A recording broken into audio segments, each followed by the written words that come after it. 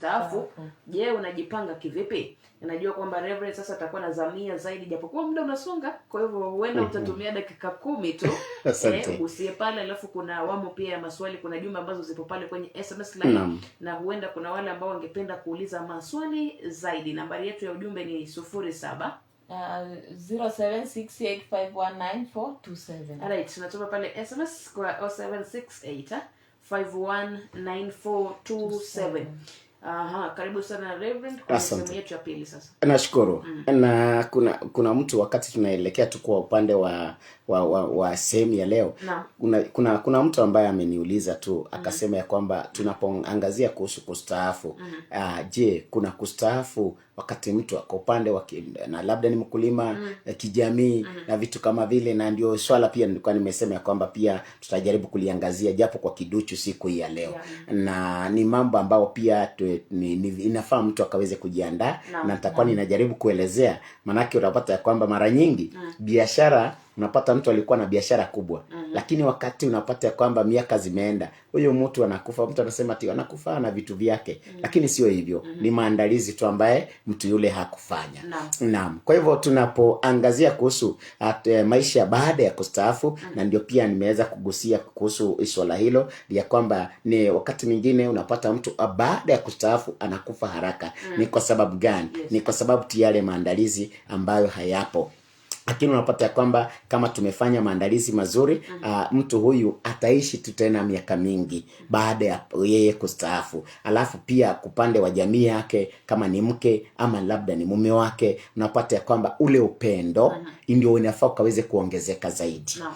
Ile kwa sababu unapata ya kwamba mtu huyu miaka zimeendelea, vyakula vipi ambavyo unampatia, ama pia unapata kwamba mazingira ya pale nyumbani ni vizuri kwamba yakaweze kuwa yameandaliwa. Kivipi? Ambapo unapata kwamba pale nyumbani kuna hali tu fulani ambao unapata watoto, kwa maana kwamba kuna mtu huyu akiwa kazini huenda hakuwa anatagusana na watoto sana. Alafu unapata kwamba kwenda pale nyumbani kuna mtoto ambaye alisoma akakuwa form 2 dropout, akaingilia banki. Sasa unapata tatizo kama nili, unapata kwamba mtu yule inakuwa kwamba kijana yule anakuwa ni kero kwa mtoto, anakuwa kero kwa mzazi yule ambaye amestaafu. Sasa yule pia atasababisha huyu mzee miaka zake zikatiki. Kwa sababu gani? Inakuwa kila mara ni kesi.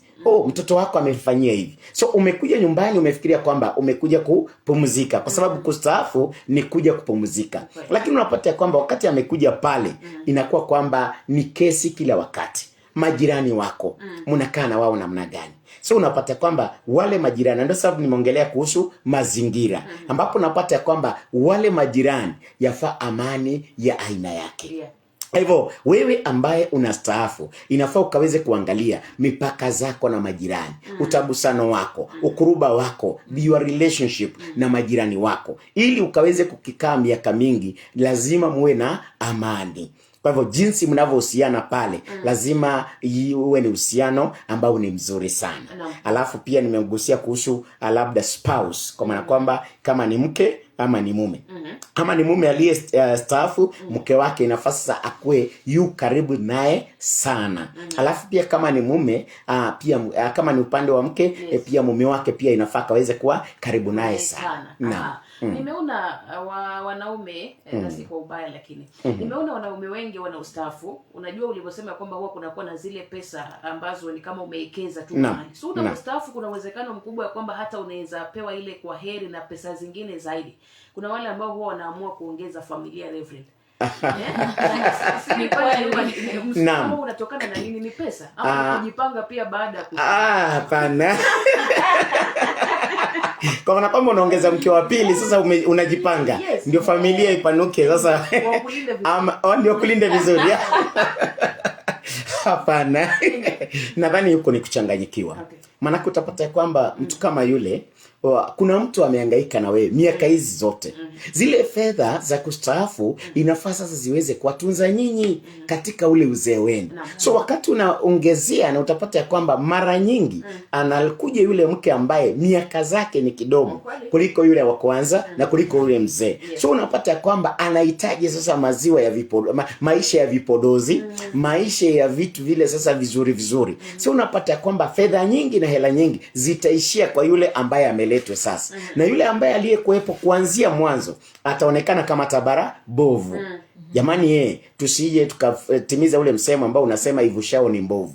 Kwa hivyo nakemea kwa kinywa kipana ya kwamba wale ambao ustaafu alafu wanapewa marupurupu yao ya uzeeni, kisha wanaenda kumchukua mke wa pili ama mke wa tatu wa nne, tafadhali haifai. Na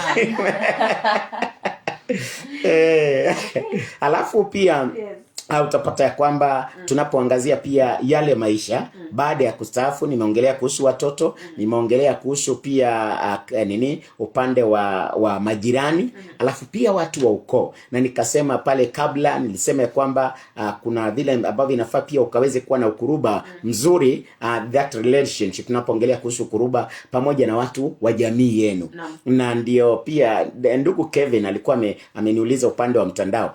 Kevin alikuwa amesema ya kwamba je, tunajiandaa pia kifedha na kifamilia kwa sababu marupurupu yatapungua. Na nilikuwa nimeelezea nikasema ya kwamba ndio, ni kweli, ni vizuri kuweza kujiandaa kwa sababu ya upande wa kifedha, manake fedha zitapungua. Na pia kijamii nikasema ya kwamba jaribu sana, unatagusana na aje na watu wa ukoo wenu, kama ni babu, kama ni baba, kama ni watu mabinamu na watu kama wale, unapata kwamba kule mtagusano wenu utakusaidia siku za uzeeni. Kwa hivyo wewe kama umefikia pale sasa, umestaafu, nakumbuka dada Eunice na dada Linet, yeah, time nilisema unapata mtu hata msiba ukitokea kwenye jamii, yeye kazi yake ni kutuma pesa. WhatsApp umefungua WhatsApp, afungue ni WhatsApp, ninatuma pesa ngapi, anatuma hata kama ni 50,000.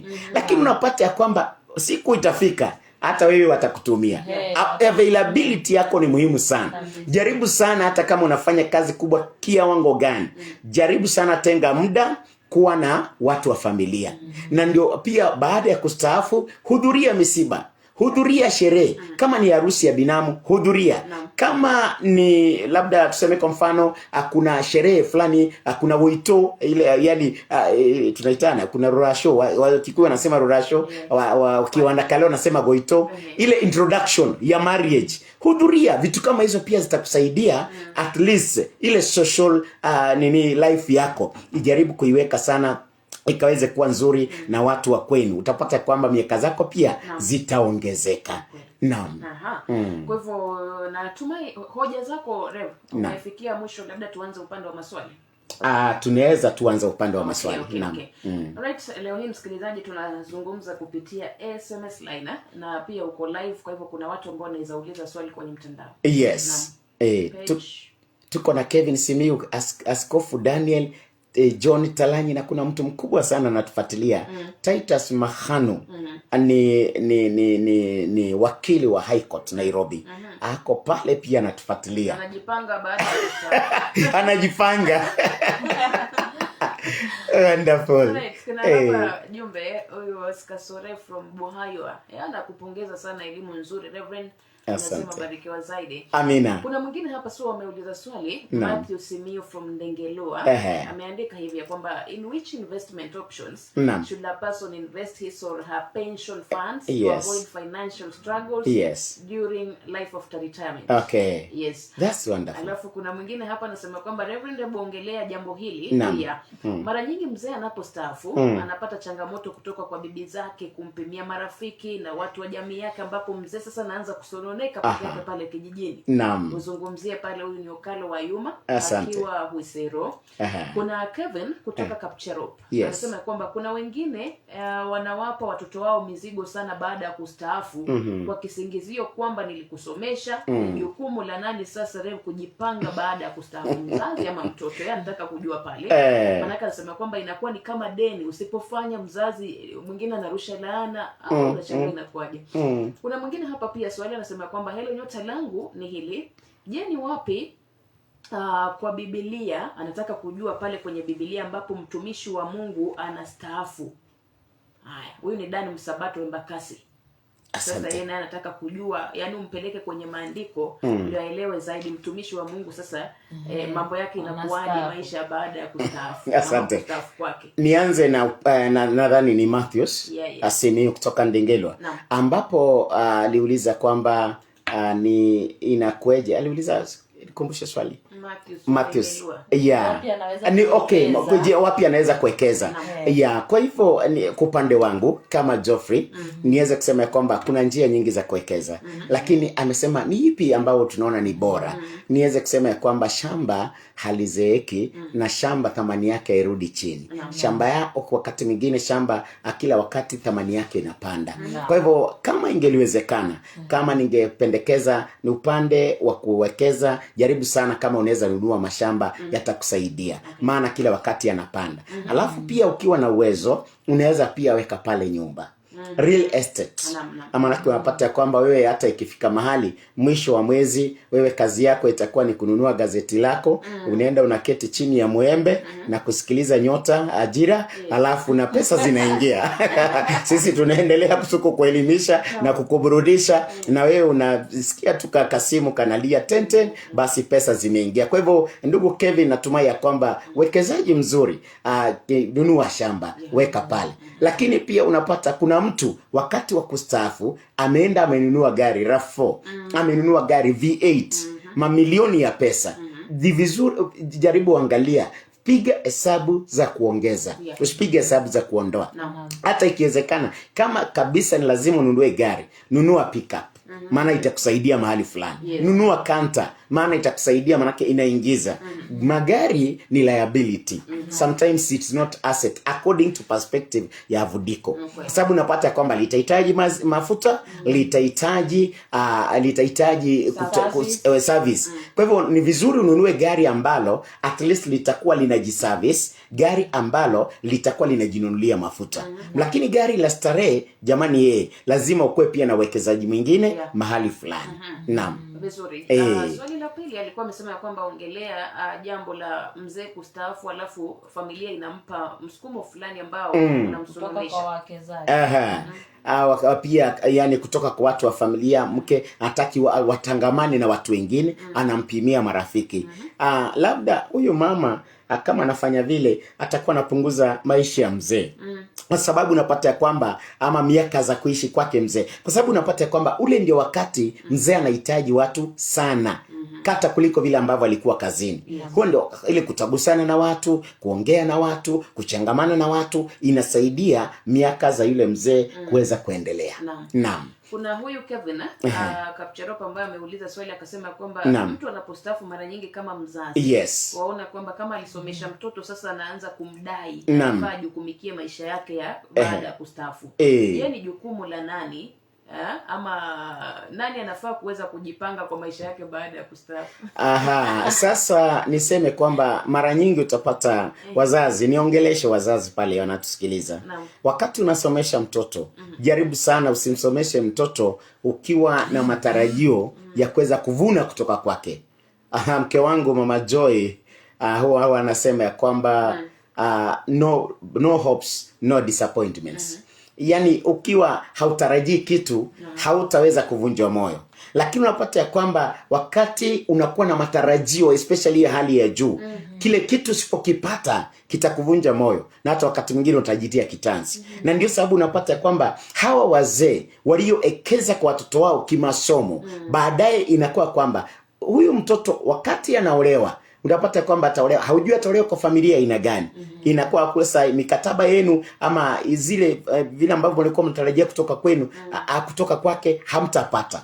Ama pia mtoto mvulana, inakuwa yule aliyemuoa anaegemea upande wa wazazi wake sana. Sasa inakuwa kwamba kusaidia familia inakuwa ni vigumu. Alafu pia unapata pia familia hii watoto hao wako na mahitaji yao. Sasa ni vizuri saidia, somesha mtoto, baadaye akuje akajitegemee. Ninasomesha mwanangu Joy, mwanangu Bill, mwanangu Bethel, ili siku za mwisho wasije kuwa watanisaidia, lakini waweze kujisimamia kimaisha. Maana unapata kwamba watoto usipowasomesha, baadaye bado watakuja kuwa mzigo kwako. Maana watakuwa pale nyumbani, kila kitu wanahitaji kwako. Kwa hivyo pia wakati umewasomesha, si kwamba utarejesha, lakini kama wanaweza jisimamia kifamilia, basi ni bora kwao. Naam. Kwa hivyo ni juu ya nani kujipanga? Yule mtu husika, sio? Yes, mtu husika. Wewe wakati unawasomesha, by the way unajipanga. Unajipanga kwa njia gani? Unajipanga maana unawapatia maisha ya baadaye. Yes, unawapatia hali ya kuweza kujisimamia.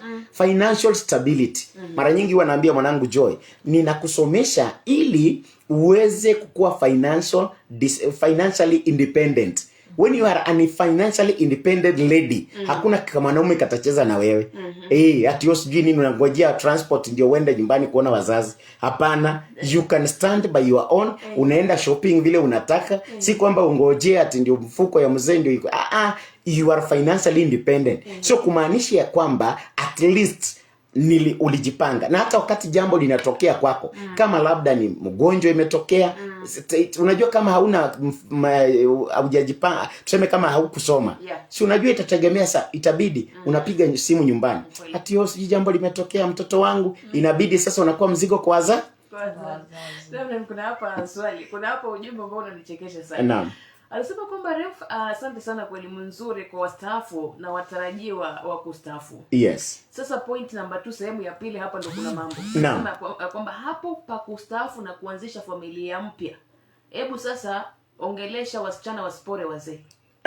Anasema kuna wamama pia mtu akistaafu wanatoroka. Nawaambia nini? Niseme kwamba mara nyingi utapata kwamba kuna watu tu ambao wametengeneza vitega uchumi. Kuna wakati fulani, kipindi fulani, sehemu za Mumias, ilikuwa wakati watu wanapata bonus ya miwa. Wanajua wakati wa kukata miwa imefika. Hapo sasa kuna watu walikuwa hata wasichana wanaenda wanakodi nyumba pale. Wanajua kwamba mwisho wawe karibu tu. Alafu pia zile sehemu za Mount Kenya wakati wa bonus ya majani chai. So wasichana wanaenda pale wanajua basi kuna tumzee hapa tumepewa bonus. Sasa inakuwa kwamba wanavuna mahali ambapo wakupanda. Niseme kwamba wazee tuchanuke. Tusije tukawa kwamba sisi ndio tumekuwa kitega uchumi, alafu familia zetu zinakuja zinahangaika. Ama wanastaafu hadi kwa akili. Yes, usitaafu akili. Hapana, isiwe hivyo. Isiwe hivyo. Na ndio sababu wakati tunajiandaa, tunafanya maandalizi, na niseme kwamba tujifanye maandalizi pia kisaikolojia. Kwa sababu inafika mahali wazee kama hawajajipanga vizuri, wanakuwa na ile hali ya kuchanganyikiwa. Katika ile hali ya kupoteza network. Anaambiwa toa hii, ati nywele ni shilingi 10,000 anatoa tu. Kwa sababu amechanganyikiwa. Tusije tukachanganyikiwa. Mchungaji wewe unapeana wrong advice. Hapana.